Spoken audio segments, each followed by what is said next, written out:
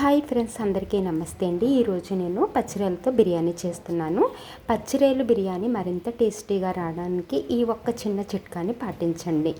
ఏం లేదండి, పచ్చిరొయ్యలు చాలామంది డైరెక్ట్గానే ఉల్లిపాయ ముక్కలు, పచ్చిమిరపకాయ ముక్కలు, మసాలా దినుసులు వేగుతున్నప్పుడు పచ్చి రొయ్యల్ని పచ్చిగానే వేసేస్తారు. అప్పుడు అందులోంచి వాటర్ వచ్చి మనకి బిర్యానీ టేస్ట్ అనేది రాదనమాట.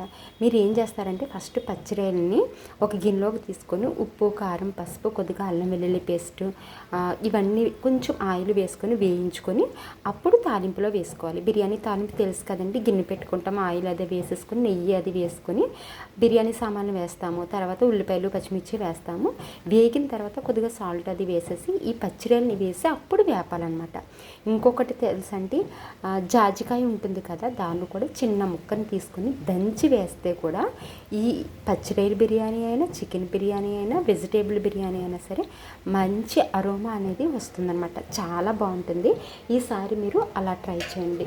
నేనైతే ఈరోజు సింపుల్గా ఇలాగా రొయ్యల బిర్యానీ అయితే చేసేసాను. మరి మీరు ఏం చేసుకున్నారో ఒక్కసారి కామెంట్ చేయండి. Thank you.